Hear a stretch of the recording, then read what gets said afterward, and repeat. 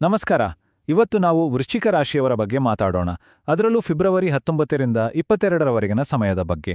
ಇದನ್ನ ಕೇವಲ ಒಂದು ರಾಶಿಫಲ ಅಂತ ಅನ್ಕೋಬೇಡಿ. ಯಾಕಂದ್ರೆ ಇದು ಜೀವನವನ್ನೇ ಬದಲಿಸಬಲ್ಲ ಒಂದು ದೈವಿಕ ಸಂಕೇತ ಅಂತ ಹೇಳಲಾಗ್ತಿದೆ. ಈ ಸಮಯ ಯಾಕೆ ಇಷ್ಟೊಂದು ವಿಶೇಷ? ನೋಡಿ, ಈ ಒಂದು ವಾಕ್ಯದಲ್ಲೇ ಎಲ್ಲ ಇದೆ. ಇದು ಸಾಮಾನ್ಯ ರಾಶಿಫಲವಲ್ಲ, ಇದು ಜೀವನವನ್ನೇ ಬದಲಾಯಿಸೋ ದೈವಿಕ ಸಂಕೇತ. ಅಂದ್ರೆ ಏನೋ ದೊಡ್ಡದು ಆಗ್ಲಿದೆ ಅನ್ನೋ ಸೂಚನೆ ಇದು. ಹಾಗಾದ್ರೆ ಬನ್ನಿ ಮೊದಲು ಈ ಬದಲಾವಣೆ ಅಂದ್ರೆ ಏನು ಅಂತ ಅರ್ಥ ಮಾಡ್ಕೊಳ್ಳೋಣ. ಇದು ಹೊರಗಿನ ಪ್ರಪಂಚದಲ್ಲಿ ಆಗೋ ಬದಲಾವಣೆಗಿಂತ ಹೆಚ್ಚಾಗಿ ನಮ್ಮೊಳಗೆ ಆಗುವಂತಹ ಒಂದು ಆಳವಾದ ಪರಿವರ್ತನೆ. ನೋಡಿ, ವೃಶ್ಚಿಕ ರಾಶಿಯವರು ಎಷ್ಟೋ ದಿನಗಳಿಂದ ಮನಸ್ಸಲ್ಲೇ ನೋವನುಭವಿಸಿದ್ದಾರೆ, ಹೇಳಿಕೊಳ್ಳಲಾಗದ ಅನುಮಾನಗಳಿಂದ ಬಳಲಿದ್ದಾರೆ ಅಂತ ಹೇಳಲಾಗುತ್ತೆ. ಆದರೆ ಈಗ ಆ ಎಲ್ಲಾ ಭಾರವನ್ನ ಇಳಿಸೋ ಸಮಯ ಬಂದಿದೆ. ಇದನ್ನ ಆಂತರಿಕ ಪುನರ್ಜನ್ಮ ಅಂತ ಕರೀತಾರೆ. ಕೇಳೋಕೆ ತುಂಬಾ ದೊಡ್ಡ ಪದ ಅನ್ಸುತ್ತೆ ಅಲ್ವಾ? ಆದ್ರೆ ಇದರ ಅರ್ಥ ಸರಳ. ಇದು ಕೇವಲ ಒಂದು ಸಣ್ಣ ಪುಟ್ಟ ಬದಲಾವಣೆ ಅಲ್ಲ, ಬದಲಿಗೆ ಸಂಪೂರ್ಣವಾಗಿ ಹೊಸ ವ್ಯಕ್ತಿಯಾಗಿ ಬದಲಾಗುವಂತಹ ಒಂದು ಅನುಭವ. ಮುಂದೆ ಆಗ್ಲಿರೋ ಎಲ್ಲಾ ಒಳ್ಳೆಯದಕ್ಕೂ ಇದೇ ಅಡಿಪಾಯ. ಸರಿ, ಈ ಪುನರ್ಜನ್ಮ ಅಥವಾ ಈ ದೊಡ್ಡ ಬದಲಾವಣೆ ಆಗೋಕೆ ಕಾರಣ ಏನು? ಅದಕ್ಕೆ ಸ್ಫೂರ್ತಿ ಎಲ್ಲಿಂದ ಸಿಗತ್ತೆ? ನೋಡೋಣ ಬನ್ನಿ. ಹಾಗಾದ್ರೆ ಈ ಆಳವಾದ ಬದಲಾವಣೆಯ ಹಿಂದಿನ ಅಸಲಿ ಕಾರಣವಾದ್ರೂ ಏನು? ಇಲ್ಲಿ ಮುಖ್ಯವಾಗಿ ಎರಡು ವಿಷಯಗಳು ಕೆಲಸ ಮಾಡ್ತವೆ. ಒಂದು, ನಮ್ಮ ಮನಸ್ಸಿನಲ್ಲೇ ಆಗುವಂತಹ ಒಂದು ಬದಲಾವಣೆ, ಅಂದ್ರೆ ಹಳೆಯ ಘಟನೆಗಳನ್ನ ಹೊಸ ದೃಷ್ಟಿಯಿಂದ ನೋಡೋದು.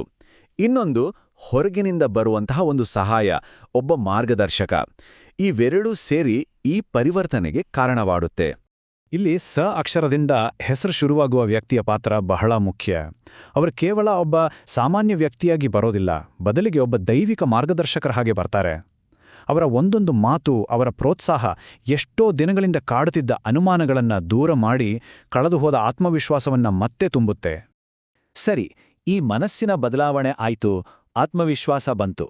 ಆದ್ರೆ ಇದರಿಂದ ನಮ್ಮ ಕೆಲಸ, ನಮ್ಮ ಹಣಕಾಸಿನ ಸ್ಥಿತಿ ಮೇಲೆ ಏನ್ ಪರಿಣಾಮ ಬೀರುತ್ತೆ? ಈಗ ಅದನ್ನ ನೋಡೋಣ. ಮೊದಲನೇದಾಗಿ, ವೃತ್ತಿಜೀವನದಲ್ಲಿ ಒಂದು ದೊಡ್ಡ ತಿರುವು ಕಾದಿದೆ.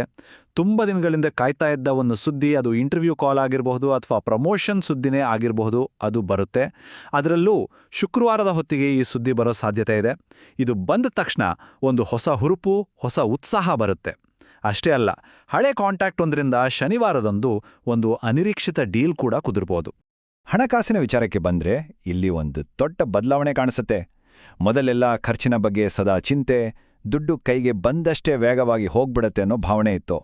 ಆದರೆ ಇನ್ಮುಂದೆ ಹಾಗಲ್ಲ. ಖರ್ಚುಗಳನ್ನು ಹೇಗೆ ನಿಯಂತ್ರಿಸಬೇಕು ಅನ್ನೋ ಒಂದು ಹೊಸ ಯೋಚನೆ ಬರುತ್ತೆ. ಭವಿಷ್ಯಕ್ಕಾಗಿ ಉಳಿತಾಯ ಮಾಡಬೇಕು ಅನ್ನೋ ಒಂದು ಬಲವಾದ ನಿರ್ಧಾರ ಮೂಡುತ್ತೆ. ಇಷ್ಟೇ ಅಲ್ಲ, ತುಂಬಾ ಅಗತ್ಯ ಇದ್ದಾಗ ಸರಿಯಾದ ಸಮಯಕ್ಕೆ ಒಂದು ಸಣ್ಣ ಹಣಕಾಸಿನ ಸಹಾಯ ಅನಿರೀಕ್ಷಿತವಾಗಿ ಸಿಗುತ್ತೆ. ಅದು ದೊಡ್ಡ ಮೊತ್ತ ಆಗದೇ ಇರ್ಬೋದು, ಆದರೆ ಆ ಟೈಮಲ್ಲಿ ಅದು ಸಿಗೋದಿದೆಯಲ್ಲ, ಅದು ನಿಜಕ್ಕೂ ದೇವ್ರೇ ಕಳಿಸಿದ ಆಶೀರ್ವಾದದ ಹಾಗೆ ಅನ್ಸುತ್ತೆ. ಕೆಲ್ಸ, ಹಣಕಾಸು ಸರಿ ಹೋಯ್ತು. ಈಗ ನಮ್ಮ ಜೀವನದ ಇನ್ನೊಂದು ಪ್ರಮುಖ ಭಾಗ ಅಂದ್ರೆ ನಮ್ಮ ಸಂಬಂಧಗಳು ಮತ್ತು ನಮ್ಮ ಆರೋಗ್ಯದ ಕಡೆ ಗಮನ ಹರಿಸೋಣ. ಇಲ್ಲೂ ಕೂಡ ಕೆಲವು ಅದ್ಭುತ ಬದಲಾವಣೆಗಳು ಕಾದಿವೆ. ನೋಡಿ, ಎಷ್ಟೋ ಸಲ ನಮ್ಮ ಅಹಂಕಾರದಿಂದ, ತಪ್ಪು ತಿಳುವಳಿಕೆಯಿಂದ ತಾಯಿ ಅಥವಾ ಸಂಗಾತಿಯ ಜೊತೆ ಮಾತುಕತೆ ನಿಂತೋಗಿರುತ್ತೆ. ಒಂದು ರೀತಿಯ ಭಾವನಾತ್ಮಕ ಅಂತರ ಬಂದಿರುತ್ತೆ.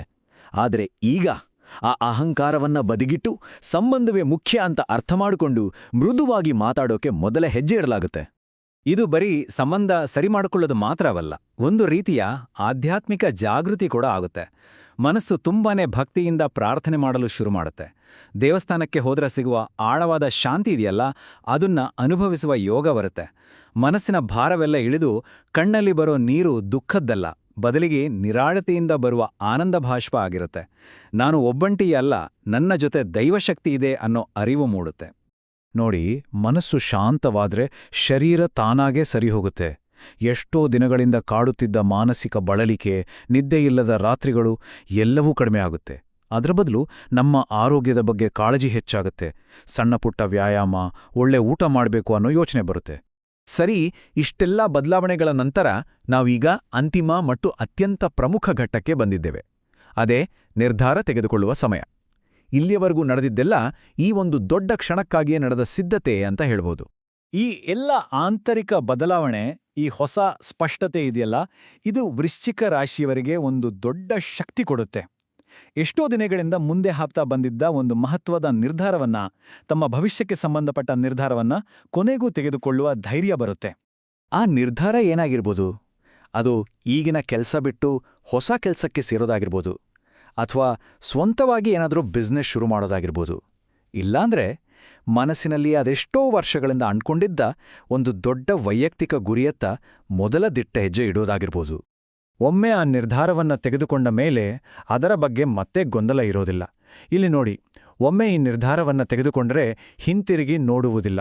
ಇದೇ ವೃಶ್ಚಿಕ ರಾಶಿಯವರ ಶಕ್ತಿ ಅಂತ ಹೇಳಲಾಗಿದೆ. ಅಷ್ಟು ದೃಢವಾಗಿರುತ್ತೆ ಆ ನಿರ್ಧಾರ. ಹಾಗಾದರೆ ಕೊನೆಯದಾಗಿ ಒಂದು ಪ್ರಶ್ನೆ.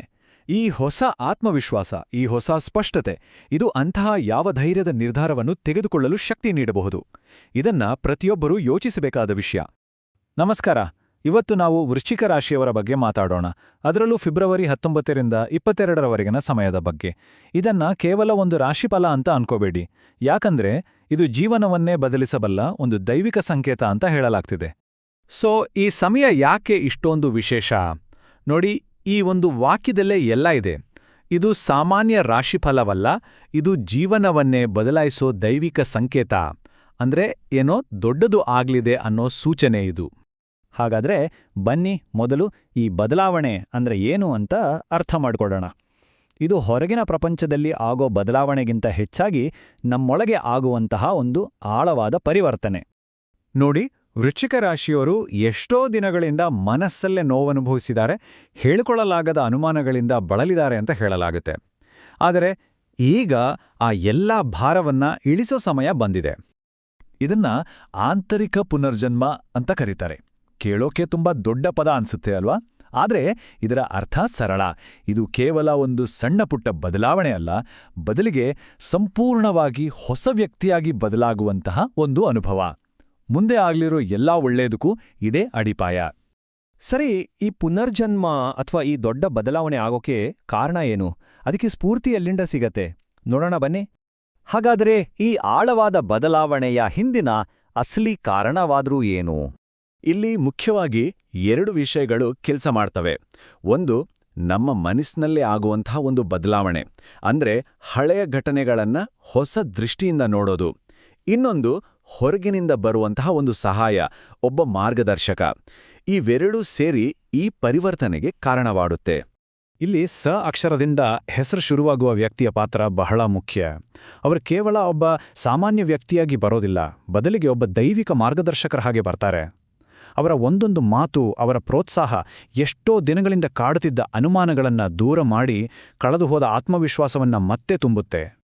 ಸರಿ, ಈ ಮನಸ್ಸಿನ ಬದಲಾವಣೆ ಆಯ್ತು, ಆತ್ಮವಿಶ್ವಾಸ